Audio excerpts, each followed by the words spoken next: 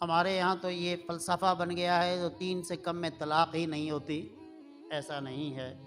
तलाक़ तलाक़ है, ख़वा एक बार ही दी जाए, वो तलाक़ है। हाँ, इसमें गुंजाइश होती है कि एक तलाक़ के बाद दौरान इद्दत शौहर रुजू कर सकता है। अगर दौरान इद्दत रुजू नहीं किया, इद्दत गुज़र गई तो निकाह ख़त्म हो जाएगा, निकाह ख़त्म हो जाएगा।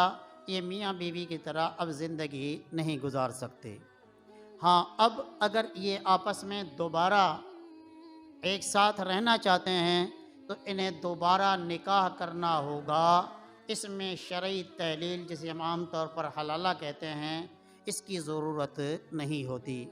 ये 1 या 2 तलाक़ देने की सूरत में होती है। कुरान कहता है अत्तलाक़ु मर्रतानि, तलाक़ जिनके बाद रुजू का हक़ है वो हैं 2।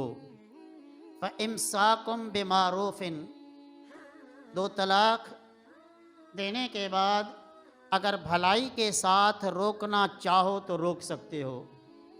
औ तसरीहम बेहसान, और एहसान करते हुए उसे उसका महर लौटाते हुए उसे छोड़ना चाहो तो छोड़ सकते हो।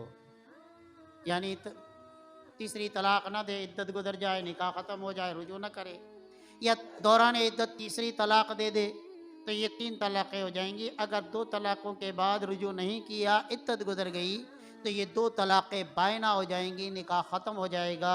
2 और 1 का हुक्म एक ही है, लेकिन ये हुक्म कि 1 के बाद 2 की गुंजाइश होती है और 2 के बाद 1 की गुंजाइश होती है। 1 या 2 के बाद रुजू कर लिया तो उसके बाद बाकी जो 1 या 2 बचती हैं उनकी गुंजाइश है। फिर कभी उसने बकिया तलाक़ दी तो वो 3 हो जाएंगी।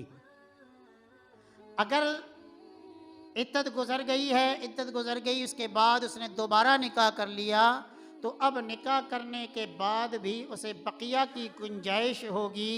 यानी 1 दी है तो 2 की गुंजाइश, और 2 दी हैं तो 1 की गुंजाइश बाकी होगी।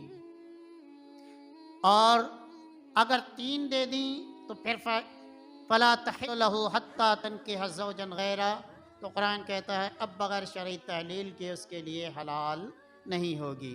तो कुरान ने कहा